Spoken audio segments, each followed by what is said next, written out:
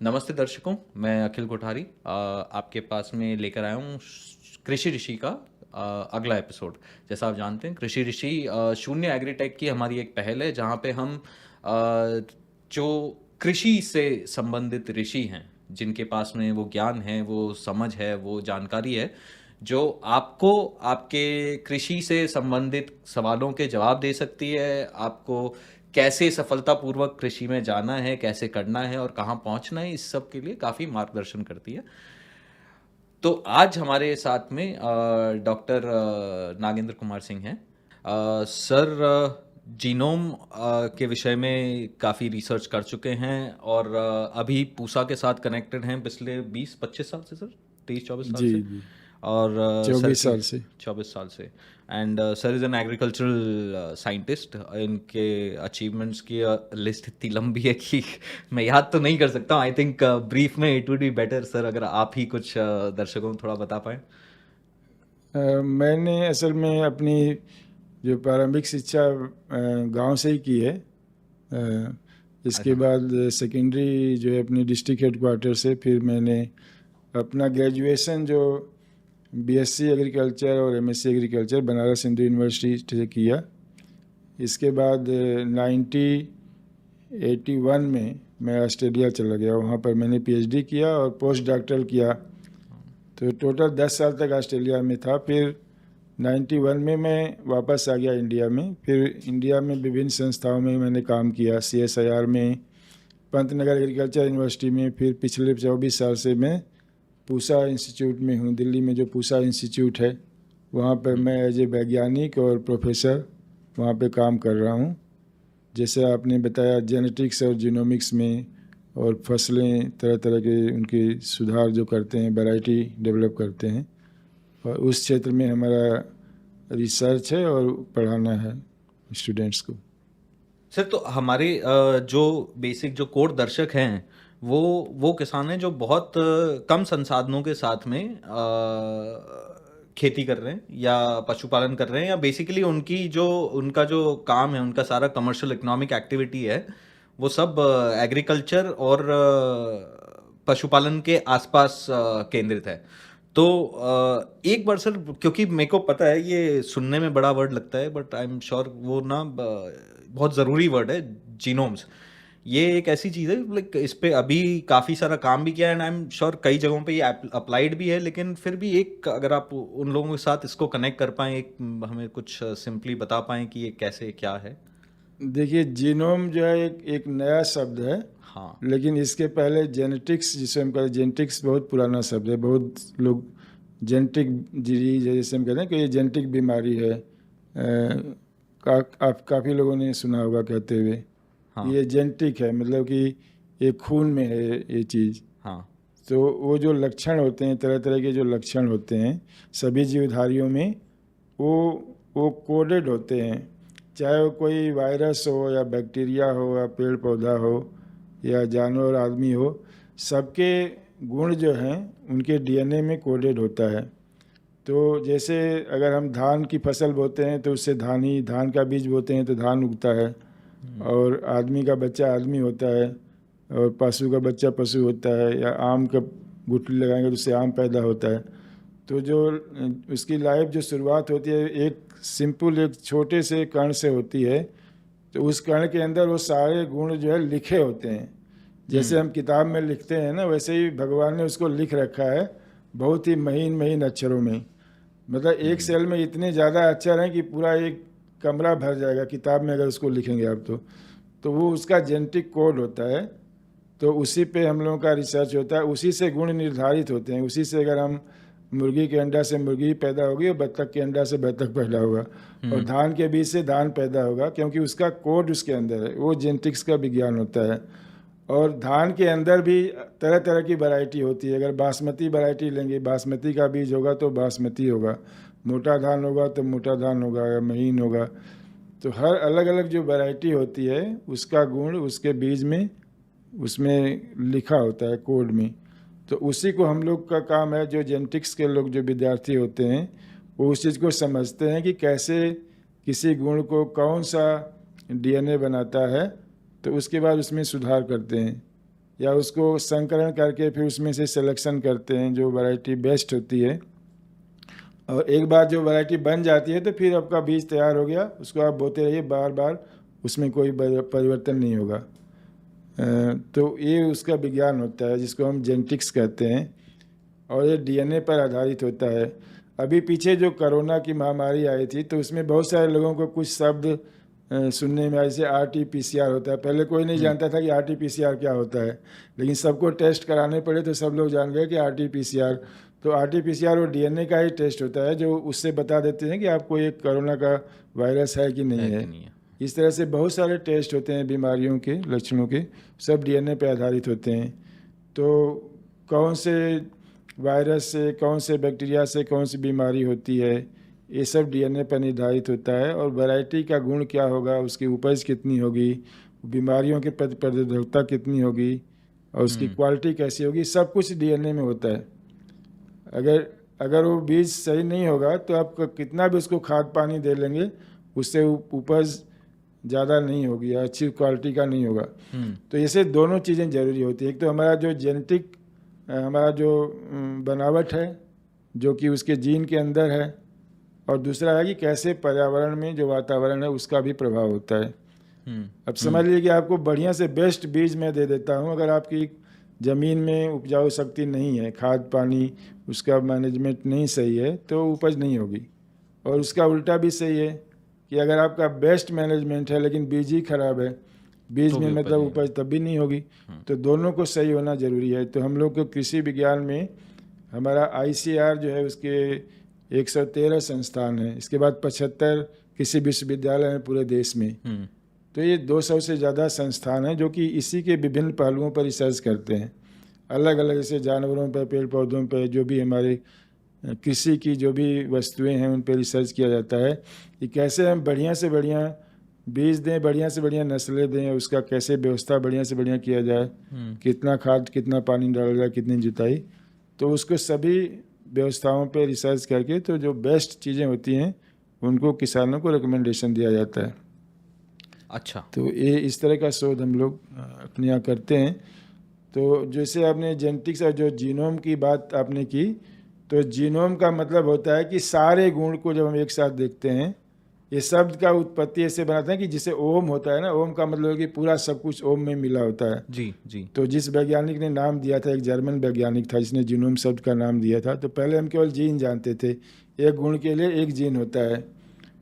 तो अब हम पूरा जीनोम लेवल पे हम अध्ययन करते हैं कि सारे गुण को देखो, आप एक गुण को नहीं देखो। जब 35,000 50,000 गुण उसके अंदर हैं, एक धान के अंदर है, आदमी के अंदर 30,000 गुण हैं, तो सबका अध्ययन करने को उसको हम जीनोम कहते हैं। तो एक तरह से कि जीन का बहुवचन जीनोम हो गया। जीनोम मतलब सारे गुण को एक साथ देखना, ये जीनोम सा है। अब ये जीनोम सीक्वेंसिंग बहुत कॉमन चीज़ हो गई, जैसे आरटीपीसीआर है, इस तरह से जो हम कोरोना का भी जीनोम सीक्वेंसिंग हर जगह हो रहा था। तो सारी बीमारियों वगैरह का भी पता चल जाता है कि कौन सी जेनेटिक बीमारी किसके अंदर की संभावना है, ये सब जीनोम से पता चलता है। जो भी हम उनका नस्ल सुधार करते हैं तो उसमें जीनोम का बहुत महत्व होता है। तो और ये सिर्फ ये सुनने में और करने में ऐसे लगता है कि बड़ी कॉम्प्लिकेटेड सी चीज़ है, बट आपने तो गांव से ऑस्ट्रेलिया और फिर वापस इंडिया का पूरा जर्नी किया है, तो तब से लेके अभी तक क्या ये वाला जो शोध जो भी हमने किया है, क्या ये किसानों तक पहुंच पाता है सक्सेसफुली? क्योंकि आपने कहा कि वो किसानों तक जानकारी पहुंचनी भी चाहिए, पहुंच पाता है, और वो चाहे तो कैसे? हाँ, देखिए ऐसा है ना कि जो जानकारी, जो उसका विज्ञान है, उसको किसान को जानने की ज़रूरत भी नहीं है। किसान को तो अपना प्रोडक्ट चाहिए, जैसे उसको अच्छी एक वैरायटी चाहिए, और अच्छी जैसे धान की वैरायटी, गेहूं की वैरायटी है, या कोई अच्छी दवा है या खाद है, ये चाहिए। उसके पीछे विज्ञान क्या है उसमें उतनी जानने की उसको ज़रूरत नहीं है, क्योंकि उससे कोई लाभ नहीं है। लेकिन एक सामान्य जानकारी होना चाहिए कि ये वैज्ञानिक तरीके से बनाया गया है और एक काम करेगा। तो इसके जो फल हैं, जो हमारी रिसर्च का जो फल है, वो किसानों तक पहुंचा है, लगातार पहुंच रहा है। अच्छा, जैसे हमने कई प्रजातियां रिलीज़ की, कई धान की, गेहूं की। अभी दो दिन पहले 10 तारीख को प्रधानमंत्री जी ने 109 वैरायटी रिलीज़ की है पूसा के अंदर। अच्छा, 10 तारीख को भी हुआ है। दो हाँ तीन हाँ दिन हाँ हाँ पहले, हाँ, एक्चुअली में हाँ, जिसमें अभी कि हो रहा वो था, मैं भी गया था। वैरायटी जो है 109 वैरायटी हाँ कई फसलों की उन्होंने रिलीज़ की। हाँ। तो उसमें जैसे हमारी बनाई हुई वैरायटी कुछ उसमें थी, धान की 2 वैरायटी थी जो कि सूखा और बाढ़ से प्रतिरोधक हैं। हाँ मतलब अगर सूखा पड़ जाएगा तो तब भी उसमें उपज हो जाएगी, या बाढ़ में डूब जाएगा हाँ। इसके बाद भी, बाढ़ तो चली जाती है एक आध हफ्ते के बाद, फिर जो उसमें से उगेगा और पूरा होगा। तो उस तरह से उसमें सुधार किया गया है। और भी बहुत सारी वैरायटीज़ हैं, तो वो किसानों तक पहुंची हैं, जो भी हम लोग शोध कर रहे हैं जीनोम के आधार पे। तो बहुत सारी 100 से ज़्यादा वैरायटीज़ विभिन्न फसलों में जीनोम शोध के आधार पर विकसित हुई हैं और वो जो पहुंच रही हैं। जैसे बीटी काटन मान लीजिए, बीटी काटन भी एक जीनोम शोध पे आधारित है, एक जेनेटिक है। बीटी। बीटी काटन, बीटी अच्छा कपास जो है, अच्छा, बीटी कॉटन, हाँ, हाँ। वो भी एक बायोटेक्नोलॉजी द्वारा ही विकसित की गई है, जो किसानों में बहुत ही पॉपुलर हुई, बीटी काटन। तो मतलब तो एक तो सबसे बड़ा पॉइंट मेरा ये है कि मेरे को अगर कुछ काम नहीं कर रहा है या मुझे साल दर साल नुकसान हो रहा है, तो प्रॉब्लम मेरे बीज में भी हो सकती है और प्रॉब्लम उसको मैं किस तरीके से उगा रहा हूँ उसमें भी हो सकती है। मेरे को एक ही जगह फाइट नहीं करते रहना है, अगर उससे काम नहीं हो रहा है तो मुझे दूसरा पहलू भी देखना चाहिए उसका। बिल्कुल बिल्कुल सही कह रहे हैं। ये है कि हम अच्छे से अच्छा बीज का हम प्रयोग करें, तभी उपज होगी। जो बढ़िया बीज है उसको सही जगह से खरीदें, और ये सबकी जानकारी तब मिलेगी जब हम जो उससे संबंधित संस्थाएं हैं उससे जुड़ेंगे।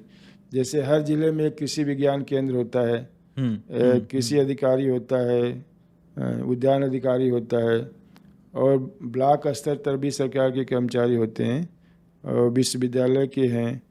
तो इन लोगों से आप जुड़िए। मतलब हर किसान तो नहीं जुड़ सकता है, लेकिन जब किसान एक समूह बनाते हैं, ग्रुप बनाते हैं, तो उनके जो जो लीडर होते हैं, जो उनको लीड करते हैं, वो लोग कनेक्टेड होते हैं। वो यूनिवर्सिटी में जाते हैं, जिला कृषि अधिकारी के पास जाएंगे, जिला में जो कृषि विज्ञान केंद्र होता है वहाँ जाते हैं, फिर वो जानकारी सबको बताते हैं। और बीज कहाँ से बेस्ट उपलब्ध होगा, वो सब चीज़ों का एक तंत्र बना हुआ है। लेकिन वहाँ पे हमें उसको पहुँचना है और अपनी वैरायटी सही बीज यूज़ करना है। सही बीज अगर नहीं यूज़ करेंगे तो हमारी उपज सही नहीं होगी। और ये सही बीज क्या बहुत ज़्यादा कीमती होते हैं, या मतलब इतना ही, जैसे अगर मैं नहीं तीन नहीं, चार एकड़ मेरे पास ज़मीन है, 2-3 एकड़ मेरे पास ज़मीन है जिसपे मैं अपना छोटा सा काम करता हूँ। देखिए, इतना कीमत में कोई फ़र्क नहीं होता है। बीज दो तरह के होते हैं, एक तो होता है कि जो प्योर बीज होता है, और एक होता है हाइब्रिड होता है। राइट। तो जो हाइब्रिड होते हैं उनकी कास्ट थोड़ा ज़्यादा होती है, क्योंकि उनके प्रोडक्शन करने में कास्ट ज़्यादा आती है। तो अक्सर करके कंपनी जो लोग होते हैं वो हाइब्रिड ही बेचते हैं। और हाइब्रिड बीज जो है 1 साल केवल यूज किया जा सकता है, उसको बचा के दोबारा नहीं यूज कर सकते हैं। अच्छा। तो और लेकिन उसकी उपज ज़्यादा होती है हाइब्रिड की, प्योर लाइन के कंपेरिजन तुलना में। तो जब मैं एज ए किसान देखूं, अगर मैं किसान हूं तो मुझे क्या करना चाहिए? क्या मुझे हाइब्रिड के पास जाना चाहिए कि मुझे नहीं, इस दोनों हमें यूज़ करना चाहिए। जैसे कुछ फसलें हैं जिसमें हाइब्रिड ज़्यादा परफॉर्मेंस देता ही देता है, जैसे अच्छा मक्का का है, अच्छा, हाँ और हाँ। ये है बाजरा है, और कुछ जैसे बागवानी की हाइब्रिड हैं, कुछ सब्जियों के हैं, उसमें उपज ज़्यादा होती है, तो उसमें हम हाइब्रिड यूज़ करें। जो कौन सी वैरायटी यूज़ करेंगे, हाइब्रिड यूज़ करेंगे, ये सब रिकमेंडेशन होता है अच्छा। कि जो भी संस्थाएं हैं वो बताती हैं कि कौन सी इस क्षेत्र में अधिक उपज देगी, तो उसको हम उस क्षेत्र में यूज़ करना चाहिए। और जो बीज की जो दाम होता है वो बहुत ज़्यादा फर्क नहीं होता है। जैसे मैंने बताया कि किसान तो बीज खरीदता ही खरीदता है बाज़ार से। ये मतलब ये लोगों का भ्रम है कि किसान अपना खुद बचा के अपने यूज़ कर लेगा। बहुत ही कम किसान हैं जो ऐसा करते हैं। जो प्योर लाइन वैरायटी का भी वो खरीद के ही लगाता है। मैं खुद गांव से आता हूँ, मैं जानता हूँ कि किसानों को बीज रखने, साल भर बीज वो क्यों रखेगा भला। हाँ छोटा किसान भी है तो बाज़ार से ही बीज खरीदता है। हाँ। तो ऐसी कोई बात नहीं है। और बीज सब जो उपलब्ध होते हैं उसमें मुख्य समस्या ये होती है कि कभी कभी जो छोटे व्यापारी होते हैं गांव में या इधर उधर, वो नकली बीज भी बेच देते हैं। तो हमें सही शुद्ध स्रोतों से लेना चाहिए बीज को, ताकि उसमें ठगे न जाए बीज में। तो मेरे ख्याल से हमारे लिए ये दूसरा लेसन है जो हमें सर से मिला है कि एक मेरे को सही वैरायटी बीज की चाहिए और वो सही वैरायटी तक पहुंचने के लिए हमें मिलके काम करना पड़ेगा। हाँ आप ग्रुप बनाएं, आपके जो लीडर होंगे वो संस्थानों से कनेक्टेड हो सकते हैं। तो इनफैक्ट मैं कई जगह जो देखता भी हूं। समझदार किसान हैं हर गांव में क्षेत्र में होते हैं, तो उनको आप देख करके कि वो कौन सा लगा रहे हैं उसको लगाइए, अगर आपको समझ में नहीं आ रहा है तो। और जो समझदार किसान है वो संस्थाओं से जुड़े हुए, उनको पता है कि कौन सा बेस्ट है, तो वो वही लाते हैं। और जिनकी ज़्यादा रिसोर्सेज नहीं है, जो जगह पे नहीं जा सकते हैं, उनको देखिए कि जो आपके क्षेत्र में जो अच्छे किसान है वो कौन सा लगा रहा है, तो आप उसकी नकल करके वो लगाइए। तो मतलब ये कॉमन सेंस की बात है। हाँ, मतलब लेकिन या तो अच्छा, अकल लगाइए या नकल लगाइए। हाँ, अच्छी वैरायटी का बीज होना बहुत ज़रूरी है। अच्छी और वैसे ही जो खाद पानी कितना डालना है, आप ज़रूरत से ज़्यादा नहीं डालिए, वो सबका रिकमेंडेशन होता है। हाँ, कम डालेंगे तब भी नुकसान है, ज़्यादा ज़रूरत से ज़्यादा डालेंगे तभी वो नुकसानदेह है। आपकी जेब पर भी भारी होगा और मिट्टी भी खराब करेगा, स्वास्थ्य भी खराब करेगा। कई जगह किसान जो है ज़रूरत से ज़्यादा फर्टिलाइजर डाल देते हैं। अगर 50 किलो कहा गया है तो 200 किलो डाल देंगे कि ज़्यादा डालने से ज़्यादा पैदावार उपज हो होएगा। जाएगी। ऐसा नहीं होता है, चाहे दवा हो चाहे खाद पानी हो, जितना ज़रूरत है उतना ही डालना है, ठीक मात्रा। उससे कम भी नहीं होना चाहिए, ज़्यादा भी नहीं होना चाहिए। हाँ, और ये आपको कौन बताएगा? ये जो संस्थाएं बताएंगी, जो उस पर रिसर्च करने के बाद बताते हैं कि इस फसल में इतना खाद लगेगा, इतना यूरिया लगेगी, इतना पोटाश लगेगा, इतना फास्फोरस लगेगा, और कौन सी दवा इसके लिए बेस्ट है, कितना उसका दर क्या है, कितने लीटर पानी में मिला के छिड़काव करना है, ये सब मतलब हम अंदाजे से नहीं कर सकते हैं। और ये भी नहीं कर सकते हैं कि हम ज़्यादा डाल देंगे तो ज़्यादा फायदा हो जाएगा, नहीं होता। ऐसा भी नहीं है। हर का जो एक रेट जो है निर्धारित होता है, तो उसके अनुसार हमको जानकारी लेकर के तब उस हिसाब से हमें चलना चाहिए। तो सर एक तो ये बात है कि जो मैं एग्जिस्टिंग जो ऑलरेडी कर रहा हूँ, जैसे अगर मैं धान की खेती कर रहा हूँ तो मैं वहाँ पे ज़्यादा अच्छे बीज लाऊं, और अगर मैं सही स्रोत से बीज ला रहा हूँ तो मुझे वो बीज को पैदावार कैसे ऑप्टिमम करनी है उसकी भी सारी जानकारी मुझे वहाँ से मिल जाएगी। पर इसके अलावा भी मैं कुछ कर सकता हूँ कि मेरी आय में बढ़ा सकूँ, क्योंकि अगेन 1 एकड़ में मैं अगर मक्के का नॉर्मल बीज लगाऊं और मक्के का हाइब्रिड लगाऊं तो उसमें मेरा फायदा बढ़ सकता है, पर जगह तो इतनी है। फिर भी जो है, जो आप जो धान फसलें लगाएंगे उसमें बहुत ज़्यादा फायदा नहीं होता है। जैसे धान, गेहूँ, मक्का, मिलेट या कुछ दलहन लगा लेंगे, उसमें अधिक फायदा नहीं होता है। अगर अभी अधिक फायदा चाहिए तो आपको अलग अलग तरीके के विविधीकरण करना पड़ेगा। जैसे बहुत सारे चीज़ें हैं जो आप कर सकते हैं किसान भाई, जैसे कि आप सब्जियां कुछ लगाइए जो पाली हाउस में लगाते हैं, जो सीजन से वो बहुत महंगा नहीं होता है, बहुत सस्ते, चाहे नेट में लगा देते हैं चाहे पाली हाउस में, जो हरे वाले नेट होते हैं। हाँ, अलग अलग तरीके, वो भी टेक्नोलॉजी अवेलेबल है। जैसे अगर आप पूसा में आएंगे तो वहाँ पर बता देंगे कि कैसे कैसे। अच्छा, कोई भी किसान पूसा में आके इसकी ट्रेनिंग भी ले सकता है? बिल्कुल, पूसा में भी और भी जो कृषि के संस्थान हैं या तो क्या इस ट्रेनिंग के पैसे भी लगते हैं उनके लिए? कुछ तो पैसे वाली होती हैं, कुछ फ्री भी होती हैं, मतलब हर तरह की हैं। ज़्यादातर फ्री वाली ही होती हैं। जो गवर्नमेंट के संस्थान में जाएंगे तो फ्री होती है। हाँ, मैं उसका चार्ज मैं बता रहा हूँ, नहीं 2-3 दिन पहले मैं पूछा गया तो मैं वहाँ पे देख रहा था, अलग अलग क्यारियाँ लगी हुई थी, कहाँ पे कैसे बल्कि सिंचाई के अलग उनको पैसे दे के बुला, उनका सब खर्चा भी देते हैं। जो किसान मेला लगाते हैं, तरह तरह की कुछ ट्रेनिंग होती है, स्पॉन्सर ट्रेनिंग भी होती है। अच्छा, हाँ, उसमें प्रोग्राम होते हैं, मतलब उसमें सीखने का होना चाहिए कि हम जाके सीखेंगे कैसे करना है। और बहुत अच्छे अच्छे मॉड्यूल हैं कि 1 एकड़ में कैसे खेती करें, क्या क्या लगाएं, 4 एकड़ में कैसे लगाएंगे, हर तरह का बना हुआ है सिस्टम। उसको आप ले करके उसको अपनाया और कीजिए। तो मैं ये कह रहा था कि धान गेहूँ के अतिरिक्त अगर आप जैसे और भी चीज़ें करेंगे, जैसे मधुमक्खी पालन कीजिए, मशरूम उत्पादन कीजिए, या मछली पालन कीजिए, प्लांट कल्चर कीजिए, या फूलों की खेती कीजिए, या कोई नया फलों का, ऐसे ड्रैगन फ्रूट है, कोई नई नई चीज़ें बहुत सारी आ रही हैं जिसमें करके हम काफ़ी ज़्यादा फ़ायदा कमा सकते हैं। लेकिन उसमें यह है कि हमें देखना पड़ेगा कि उत्पाद को हम कैसे बाज़ार में ले जाएंगे, मतलब शुरू में ही पूर्वा अंत तक कि कहाँ कैसे इसको बेचेंगे, कहाँ पर बेचेंगे, वो सब जानकारी लेने के बाद ही आप उस चीज़ को अपनाएं। हाँ, वो आपने बहुत अच्छी लाइन बोली, किसान को व्यापारी बनने की जरूरत है, जैसा आपने बोला था। क्योंकि ऐसा नहीं कि पहले हम किसी ने कह दिया ला के लगा दिए अब हमारे पास 10 कुंतल मशरूम हो गया, लेकिन हमारे पास पता नहीं कहाँ इसको ले जाएंगे बेचने के लिए। हाँ एक किसान का मैं उदाहरण बता रहा हूँ, सतना जिले में मैं गया था। जी तो वो मतलब कंप्लेन का 2 चीज़ें उन्होंने बताया। एक तो किसी ने उनको सजेस्ट किया कि आप आलू की खेती कीजिए, जी इसमें बहुत फायदा है। जी तो उन्होंने आलू की किया, उनका उत्पादन बहुत ज़्यादा, 90 टन से ज़्यादा आलू उन्होंने पैदा कर लिया। जी लेकिन अब आलू को बेचें कहाँ, ये उनको समस्या हो गई कि वहाँ आसपास कोई मंडी नहीं थी। अब वो कहाँ लेके जाएंगे दूर, उतना खर्चा आ जाएगा उसको ट्रांसपोर्ट करने में। हाँ हाँ पहली बात है पता करें कहाँ बिकेगा। तो उसके सब जो कनेक्टिव वो है ना कि कहाँ पर बिकेगा वो पहले से पता करो। और इस साल जब हम लगाएंगे तो इस साल उसका भाव क्या रहेगा, पिछले साल ज़्यादा भाव था तो कहीं ऐसा तो नहीं कि इस साल सभी लोग आलू ही लगाने लगे तो इस साल भाव कम हो जाएगा। तो एक हमें मार्केट में क्या होने वाला है अपने अनुभवों से उसका अनुमान भी लगाया जाता है। ऐसी भी कोई संस्थाएं हैं जो इसमें भी किसान की हेल्प करती हैं? हाँ, संस्थाएं हैं जो कि आपको हेल्प कर सकती हैं। जैसे वो सरकारी संस्थाएं हैं जो आपको बता देंगे कि पिछले साल क्या हुआ और अगले साल क्या होने वाला है, क्या अनुमान है कि क्या लगाएंगे तो फ़ायदा होगा, क्या लगाएंगे तो कम फ़ायदा होगा। सर हमारे दर्शकों के लिए एक बार ये भी बताएं कौन सी संस्थाएं हैं ये? जैसे मैं अपने जो हमारे ICR से संबंधित हैं तो हर जिले में एक कृषि विज्ञान केंद्र होता है जी उससे आप अवश्य जुड़ें। तो कृषि विज्ञान केंद्र के लोग आपको बताएंगे जानकारी, जो भी आप प्रश्न पूछेंगे अगर उनको पता होगा तो बताएंगे, नहीं तो पता करके बताएंगे आपको।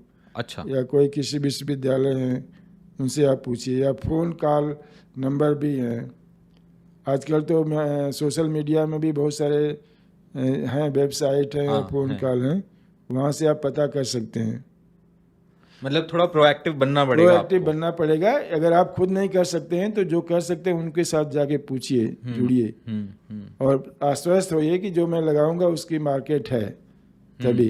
या कभी कभी सीधे एक्सपोर्ट से जुड़े होते हैं किसान, कोई प्रोडक्ट बनाया अपना, काटेज इंडस्ट्री भी कर सकते हैं ना, जो कृषि संबंधित उत्पाद जो होते हैं, जैसे आपने अचार बनाने का कुछ खोल लिया या कोई ऐसे शहद बना रहे हैं, कुछ बना रहे हैं, तो उसके जो आपको बताएगा वो खुद पहले जुड़ा हुआ है कि कहाँ मार्केट जाएगा। तो कई FPO जो किसान के समूह होते हैं ना, किसान उत्पादक समूह जो होते हैं, मैं कई लोगों को जानता हूँ। जैसे हम लोगों ने कुछ काम किया है जैसे बुलंदशहर में, नेकपुर, कई गाँवों में, तो एक एडवांस किसान है, वो सभी किसानों को जुड़ करके वो कई चीज़ें तो वहीं पर बिक जाती हैं। एक आपको आउटलेट बनाना पड़ेगा, नहीं तो फिर वो मार्केट से जुड़े होते हैं। वो विपणन में समस्या नहीं होती है, लेकिन आप शुरू में ही सोच के उसको रखिए कि क्या हमारा चैनल है, कैसे जाएगा।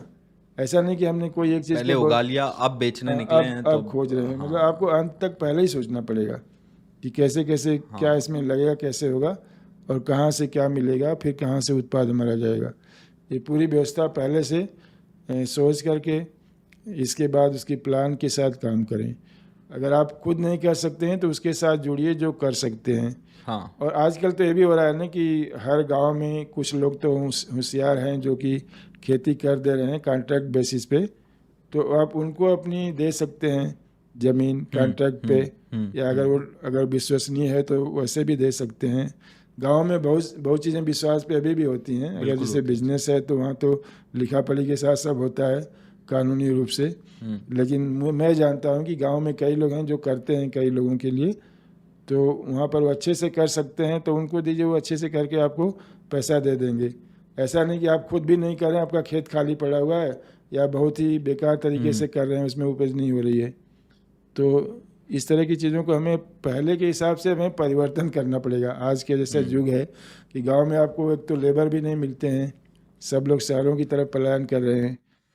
तो जो लोग भी गांव में हैं, सक्षम लोग हैं, पढ़े लिखे लोग हैं, वो खेती को अपनाएं। फिर एक कस्टम हायरिंग सर्विसेज होती हैं, जैसे बड़ी बड़ी मशीनें सब लोग नहीं खरीद सकते हैं, लेकिन कुछ लोगों के पास है जो किराए पे देते हैं। जैसे हार्वेस्टर हो गए। हाँ, हर तरह की चीज़ें किराए पे आजकल मिलती हैं। तो वो किसानों को पता है, किसान भाई लोगों को सब पता है कि गाँव में क्या है। बट मुख्य रूप से है कि अब थोड़ा आप आगे बढ़ करके मतलब जिस स्थिति में उससे निकलने की कोशिश कीजिए, ताकि हम अपना इनिशिएटिव लीजिए कि हम कुछ ऐसा करना चाहते हैं जिससे हमारा प्रॉफिट बढ़े। अब हम धान गेहूँ छोड़ के हम कुछ और ऐसा करेंगे, मशरूम उत्पादन करेंगे। खेती को मजबूरी की तरह नहीं, हाँ, मौके की तरह देखा जाए, एक मौके की अवसर तरह देख करके, और कैसे लाभ होगा उसके बारे में सोचिए, चिंता कीजिए और उन लोगों से जुड़िए जो आपको मदद कर सकते हैं, और फिर उसका अनुपालन कीजिए, तभी फायदा होगा। नहीं जैसे चुपचाप जैसे चल रहा है वैसे चलते देंगे तो फिर उसी तरह से कष्टप्रद बना रहेगा। सर अब जब लाभ की बात कर ही रहे हैं तो ठीक है, बीज मुझे मिल गए, कैसे उगाना है मुझे मिल गया, मार्केट भी मुझे मिल गया, लेकिन उसकी जो रेट है, जो जो आप मेरे को अभी भी जो कॉन्सेप्ट समझा रहे थे कि वो वहां पे भी हम कि उसको बनाने में मेरी क्या लागत आई है, वो लागत ही हम ढंग से कैलकुलेट नहीं कर पाते अधिकतर टाइम।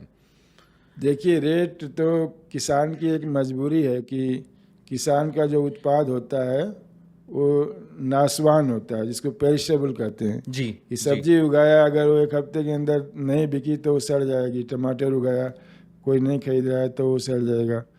दूध है वो फट जाएगा। तो उसको बेचना पड़ता है मजबूरी में, क्योंकि जो उसका उत्पाद है वो नाशवान है, मतलब उसको रखा नहीं जा सकता।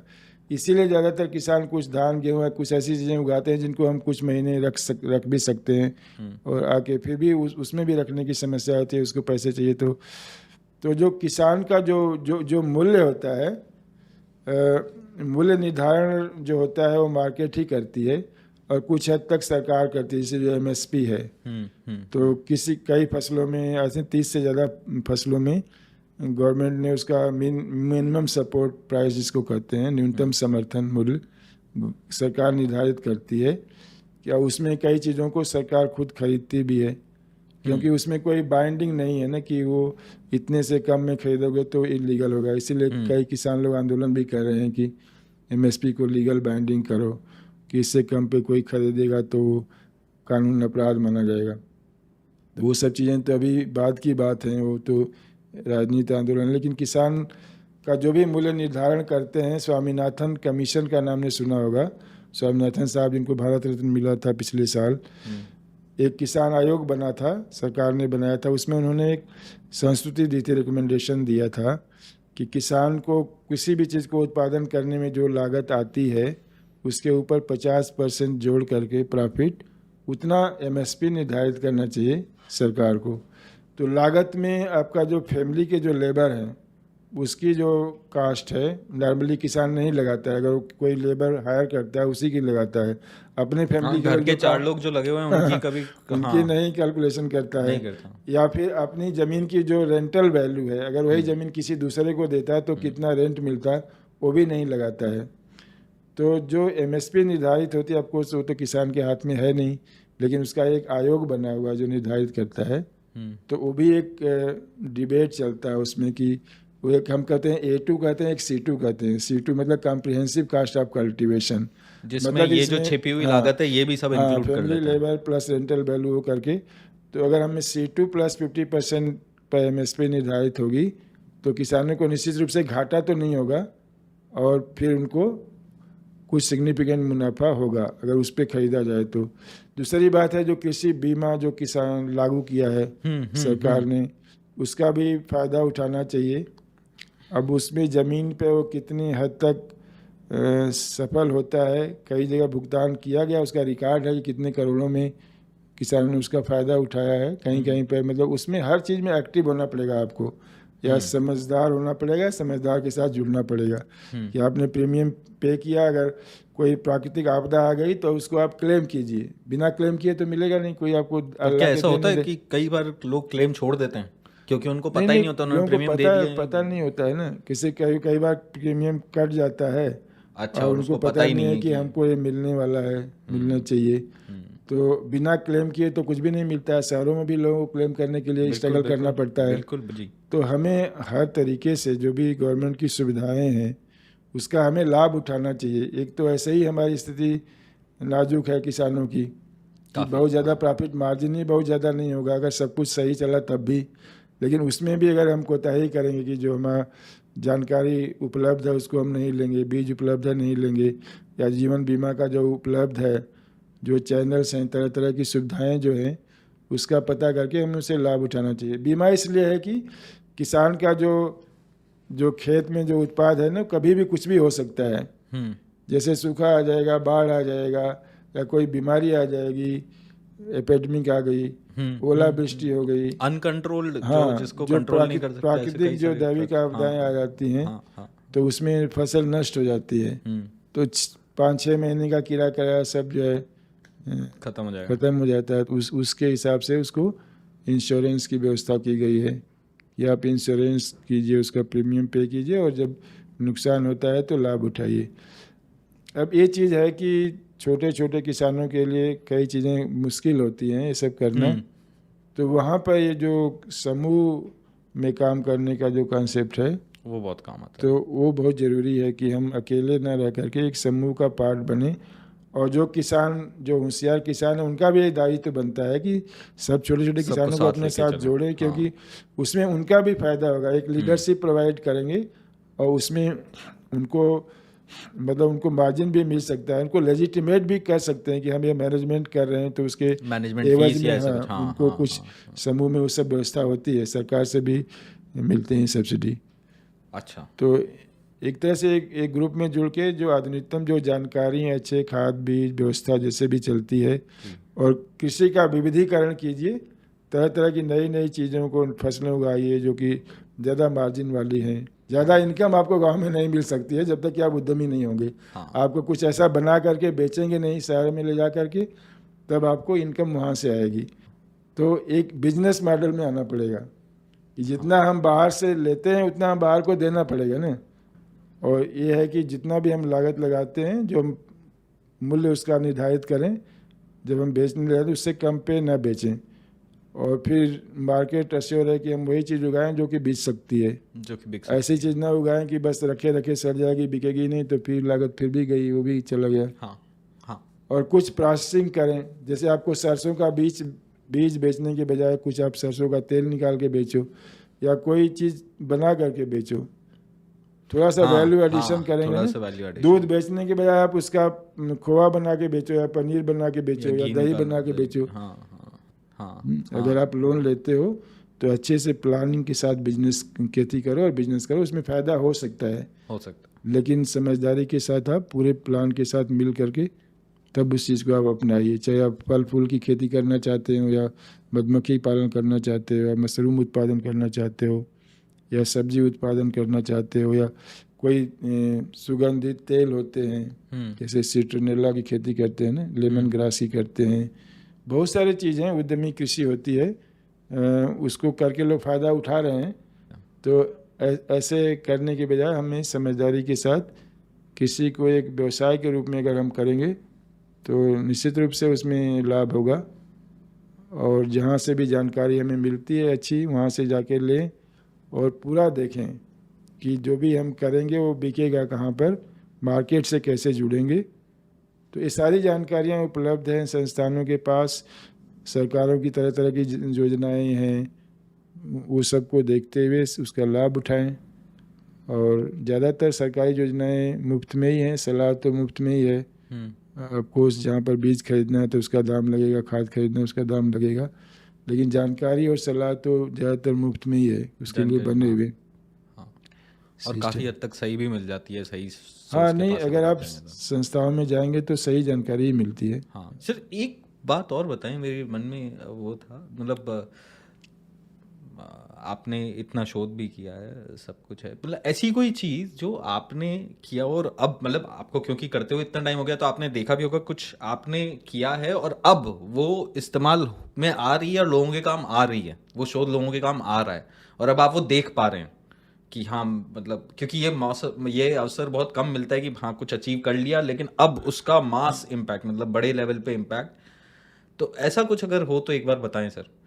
नहीं, जैसे जो मेरा विषय है, और ऐसी बहुत सी टेक्नोलॉजीज हैं जिसकी वजह से जो है ना इसमें अंतर आया है किसी उत्पादन में, और एक निरंतर जो शोध हो रहे हैं जो टेक्नोलॉजी के माध्यम से, जैसे खाद्यान्न का उत्पादन, जो हरित क्रांति आई, पहले के जो हमारे पुराने बीज थे उनमें उत्पादकता बहुत कम थी, क्योंकि वो वैरायटी बहुत ही लंबी हो जाती थी, ज़्यादा खाद देंगे तो वो गिर जाती थी। तो फिर ये बौनी प्रजातियाँ आई धान गेहूँ की, तो ये एक टेक्नोलॉजी थी जिसके आने के बाद प्रोडक्शन 6 गुना बढ़ गया। हमारी जनसंख्या तो 4 गुना ही बढ़ी है आज़ादी के बाद, लेकिन प्रोडक्शन 6 गुना बढ़ गया। तो आज देखिए हर जगह खाद्यान्न की कहीं कमी नहीं है, हाँ। भंडार भरे हुए हैं। हाँ, तो वो एक इस टाइम इस था तरह जब वो से लाल गेहूं हाँ, अमेरिका से तो अब आपका एक एग्जाम्पल हुआ लाना कि पड़ा था। टेक्नोलॉजी कैसे टेक्नोलॉजी ने जो सबका फ़ायदा किया है। हालांकि उसका कई दूसरे लोग, बहुत सारे लोग निगेटिव प्रचार करते हैं कि हमारी पुरानी प्रजातियां लुप्त हो गई, ये वो। पर क्या ये सही है? ये मतलब सही बिल्कुल नहीं, कोई भी प्रजाति लुप्त नहीं हुई है। हमारा जो एक NBPGR एक संस्था है, तो सारी पुरानी प्रजातियां 4 लाख रखी हुई हैं। अगर किसी को उगानी हो तो मैं चल के दे देता हूँ, आप उगाइए, लेकिन कोई उगाएगा नहीं, क्योंकि सेम रीजन जिस कारण से उसको उगाना छोड़ा था वो कारण अभी भी है, क्योंकि उससे कई गुना बेहतर प्रजाति आ गई है जो कि उसके 4 गुना ज़्यादा उत्पादन देती है। तो पुरानी कोई क्यों उगाएगा? पुरानी वहाँ पर एक जनन द्रव्य है, मतलब उससे हम क्रॉसिंग करके उसके गुण को ट्रांसफ़र कर देते हैं। हाँ हाँ जैसे हाँ पुराने में कोई हाँ गुण था, कोई प्रतिरोधकता थी या कोई क्वालिटी का गुण था, हाँ। उसको हमने नई हाई यील्डिंग में ट्रांसफ़र कर दिया, तो ये दोनों हो गया, उपज भी हो गई, गुणवत्ता भी हो गई। तो इस तरह का काम रिसर्च हम लोग अभी कर रहे हैं। जैसे एक समय था कि जब उत्पादन केवल बढ़ाना था तो ग्रीन रेवोल्यूशन वैरायटी आई, उसमें ध्यान नहीं दिया गया कि इसमें गुणवत्ता है कि नहीं, कि उत्पादन पहले आना चाहिए, तो प्रतिरोधकता है कि नहीं, मतलब खाद पानी प्रचुर मात्रा में था, ऐसा नहीं कि सूखा सहने की क्षमता है कि नहीं उसमें। या कीड़े हाँ, मकोड़ों से लेकिन या अब फिर क्या कर रहे हैं हम लोग, धीरे धीरे वो सब गुणों को वापस इसमें डाल रहे हैं, लेकिन वो वैरायटी ऐसा सच नहीं उगाई जा सकती, क्योंकि उसकी उत्पादकता कम है। तो बहुत सारे जो प्रधानमंत्री जी ने अभी जो लॉन्च किया है, उसमें सारी वैरायटी ऐसी हैं जो कि जलवायु प्रतिरोधी हैं। हाँ 100-100 हाँ, कुछ 109 हाँ प्रजातियां उन्होंने रिलीज की, हाँ जिसमें से तो 2 धान के की हमारे द्वारा विकसित की गई थी, वो जीनोम साइंस के आधार पे, हाँ कि पुरानी प्रजाति का गुण लिया जिसमें कि क्षारीय मिट्टी में उगने की क्षमता है, हाँ या बाढ़ में डूब जाएगा फिर भी वो मरेगा नहीं, हाँ हाँ तो हाँ उस गुणों को लेकर के फिर हम क्रॉसिंग करके और जीनोम के माध्यम से हमने 4-5 साल में नई वैरायटी उसी वैरायटी का नया वर्जन बना दिया। अच्छा जैसे मसूरी है, स्वर्णा है, ये बहुत ही हाई यील्डिंग वैरायटी है, हाँ लेकिन ये सूखा प्रतिरोधी नहीं है, अगर सूखा पड़ जाएगा तो मर जाएगी। लेकिन अब ये नमकीन मिट्टी में, क्षारीय मिट्टी में नहीं उगेगी। लेकिन अब क्या है कि जो नया वर्जन है वो जो है उगेगा, क्योंकि उसमें वो ऐसा जीन डाल दिया गया है कि वो क्षारीय मिट्टी में भी उगेगा, या वो सूखा पड़ने पर वो सह लेगा सूखे को। आपको एक सीमा तक सहेगा, बिना पानी के बिल्कुल तो नहीं होगा, हाँ वो तो लेकिन नहीं, जहाँ आपको सही बात 5 पानी देना, वो 1 पानी में ही हो जाएगा। हाँ एक पानी में आपको 5 टन मिल जाएगा, जो पहले 5-6 पानी देना पड़ता था।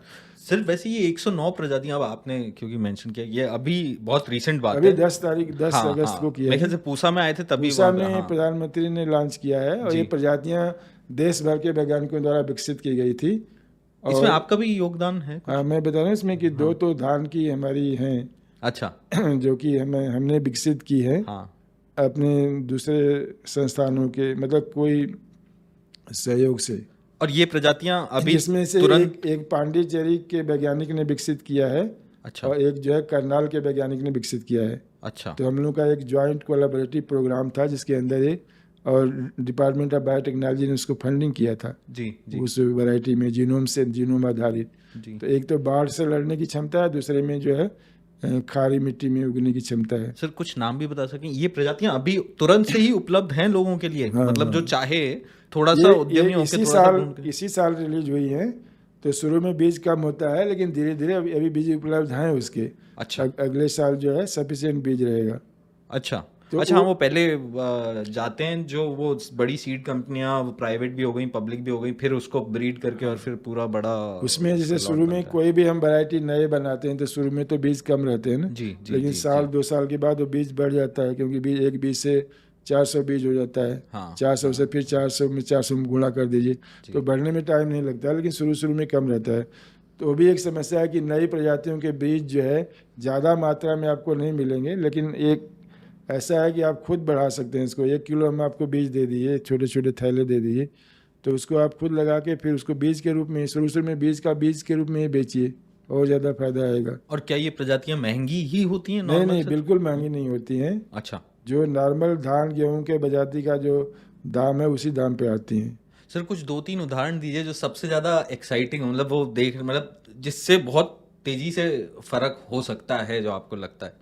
नहीं, ये जो प्रजातियां जो हमने जीनोम के माध्यम से विकसित की हैं ना, तो इनकी खासियत ये है कि जो पहले से हमारी बेस्ट वैरायटी हैं, जैसे एक पूसा 44 है, हाँ ठीक वो है। ये तो हाँ, रिलीज हुई थी कर्नाटका तमिलनाडु साउथ के लिए, लेकिन पंजाब में बहुत पॉपुलर हो गई। पूसा 44। पूसा 44 धान की एक प्रजाति है, जी, जी, बासमती की नहीं है। जी। लेकिन पूसा 44 को इसमें पंजाब में प्रतिबंधित किया गया है क्योंकि ये लॉन्ग ड्यूरेशन है, ज़्यादा पानी खाती है। अच्छा, तो जल स्तर नीचे जा रहा है तो इसको प्रतिबंधित किया कि इसको मत उगाओ, कम ड्यूरेशन वाली उगाओ। ठीक है। लेकिन इसमें उपज इतना ज़्यादा होती है और मैकेनिकल इतनी अच्छी वैरायटी है हाँ, कि बहुत सारे किसान अभी भी उसे उगाते पूसा हैं। 44 ही उगा रहे हैं, तो ठीक है। उसमें उसका दूसरा वर्जन तैयार किया गया कि जो थोड़ा कम, उससे कम कम समय में पक के तैयार हो रही है ताकि और पानी कम ना लगे। नमकीन मिट्टी में भी उग जाएगी वो। तो अच्छा। पंजाब के लिए तो रिलीज नहीं है, लेकिन हरियाणा के लिए रिलीज है। हरियाणा में प्रतिबंधित नहीं है। और कर्नाटका के लिए, और तो वो सब कौन वैरायटी किस राज्य के लिए रिलीज है वो सब डॉक्यूमेंटेशन है। अच्छा, ये कुछ वैरायटी, हर वैरायटी अलग अलग राज्यों के हाँ, लिए अप्रोप्रिएट अलग होती है अलग भाई। क्षेत्र हाँ, के लिए कि हर वैरायटी हर क्षेत्र में अच्छा प्रदर्शन नहीं नहीं करेगी। कर सकती। तो जो वैरायटी जिस क्षेत्र में पूरा उसके टेस्टिंग के बाद फिर वो उस क्षेत्र के लिए रिकमेंड की जाती है। तो मैं जैसे आपको बताया ना कि पूसा 44 में ऐसा हमने जीन डाल दिया जिसमें झुलसा नहीं लगेगा और 1 हफ्ता 10 दिन पहले तैयार हो जाएगी और नमकीन पानी रहेगा उसमें भी तैयार होगी। ये वैरायटी इसी साल रिलीज हुई है। इसका क्या मोदी नाम जी है ने इसका नाम है CSR 101। CSR 101। CSR 101 है। CSR 101। हैं, ये है। लेकिन वो पंजाब के लिए नहीं है संस्कृत, हरियाणा के लिए तो है। उसमें लिखा है, जो नोट आया उसमें सब लिखा हुआ है। आप किसी भी संस्थान में जाएंगे पूरी जानकारी आपको मिल अच्छा, जाएगी। हाँ, ये जो प्रजाति, मैं वही पूछने वाला था, ये जो जानकारी है जो आप बता रहे हैं ये अभी, सब जानकारी। वेबसाइट पे हैं और मैं मतलब कहीं से भी जाएंगे तो आपको मिल जाएगी ये जानकारी। पब्लिक डोमेन में है, मतलब पब्लिक छिपाई डोमेन। नहीं हाँ, गई है। हाँ, हाँ, लेकिन हाँ, थोड़ा सा प्रयास करना पड़ेगा उस जानकारी को लेने के लिए। हाँ। ऐसे ही जो पांडिचेरी में, तमिलनाडु के लिए पांडिचेरी के लिए दूसरी वैरायटी जो मैंने बताया हमारी परियोजना से रिलीज हुई है, इस तरह की 109 है तो बहुत समय लग जाएगा। मैं बहुत दो समझ, हाँ, हाँ, उदाहरण आपको दे रहा हूँ। वहाँ एक पहले से वैरायटी ADT 39 करके थी, ADT 39 करके थी, बहुत ADT पॉपुलर 39, वैरायटी है। जी। तो अगर कोई वैरायटी पॉपुलर है पिछले 20-25 साल से, इसका मतलब वैरायटी में सब कुछ है, सर्वगुण संपन्न है। हाँ, केवल एक गुण नहीं है। हाँ। तो वो एक गुण नहीं है कि वो बाढ़ में डूबने के मर जाती थी। तो अच्छा, अगर पानी ज़्यादा बाढ़ आ गई, आजकल कभी कभी जो कि बाढ़ अचानक पांडिचेरी आ वगैरह जा में रही हो है। भी जाता है, पानी ज़्यादा हो हाँ, जाता है वो। और आजकल ग्लोबल वार्मिंग की वजह से अचानक ज़्यादा पानी बरस जा रहा है। तो एक हफ्ते पानी हो गया, फिर बाद में सूखा पड़ गया भले, तो एक हफ्ते में ही वो ख़त्म हो गई जो 2 महीना लगा था इस्टेब्लिश होने में। तो अब ये वैरायटी जो है वो पानी अगर लग भी जाएगा हफ्ते 10 दिन तक, 2 हफ्ते तक जो पानी चला जाएगा, फिर वो जो है उपज उसमें होगी।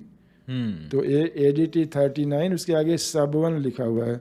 सब1 दरमियान इसमें सबमर्जेंस का जीन डाल दिया गया है।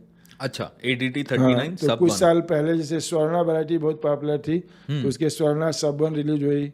तो उड़ीसा वगैरह में, बिहार में जहाँ पर बाढ़ आती है, अब वो सब1 वर्जन बहुत पॉपुलर है, नेपाल में, बांग्लादेश में। तो इस तरह से ADT 39 का ये वर्जन तमिलनाडु में, पांडिचेरी में बहुत पॉपुलर होगा। ऑलरेडी टेस्टिंग 3-4 साल टेस्टिंग करने के बाद रिलीज हुई है। तो ये 2 वैरायटी मैंने आपको उदाहरण दिया, इसी साल रिलीज हुई है, जो कि हाई यील्डिंग है, उच्च उपज वाली है। लेकिन अब इसको जो है उसमें एक जलवायु प्रतिरोधी गुण डाल दिया गया है जीनोम साइंस की मदद से। तो ये नया बीज हमें लेकर के उगाना चाहिए किसानों को। ये बीज उपलब्ध हैं, बीज उपलब्ध है। इस साल तो कम है, अगले साल से पर्याप्त मात्रा में उपलब्ध होंगे। इस तरह से बहुत सी प्रजातियाँ मक्के की निकाली गई हैं, दलहन की, तिलहन की, फलों की, आम की प्रजातियाँ निकाली गई हैं कई। तो जैसे फल के जो प्लांटेशन करेंगे शायद 3-4 साल लगेगा। अगर कोई आर्चर इस्टेब्लिश कर, जिसके पास समय कम है, ज़मीन ज़्यादा है, तो वो लोग आर्चर लगा सकते हैं, जिनको मतलब खाने के लाले नहीं पड़े हुए हैं लेकिन आपके पास टाइम कम है, तो आप आर्चर इस्टेब्लिश कर दीजिए। 3-4 साल के बाद फलत शुरू हो जाएगी, इसके बाद ज़्यादा केयर नहीं करना है। अब हर सालों के साल आपको लाखों की आमदनी होगी उससे। आर्चर्ड वाले काफ़ी पैसे कमाते हैं, जैसे हिमाचल में सेब के आर्चर्ड है, सेब के ऑर्चर्ड हो गए, यहाँ लखनऊ के आसपास यहाँ पर हैं, आम के हैं, अमरूद के हैं।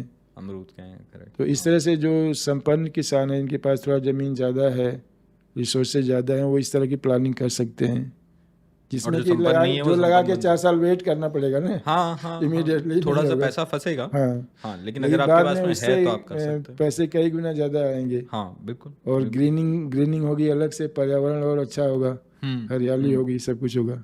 तो कृषि में बहुत ही असीमित संभावनाएं हैं।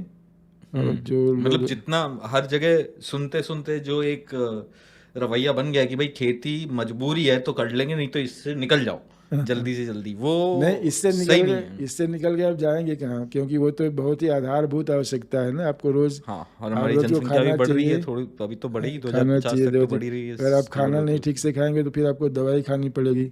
हाँ, तो let your food be your medicine, जैसे कहते हैं ना, आपका खाना ही आपकी दवा होना चाहिए। आप खाना इतना अच्छे से खाओ, संतुलित रूप में, फल फूल सब्जी मशरूम सब कुछ खाओ, ताकि आपको दवा की कम जरूरत पड़े।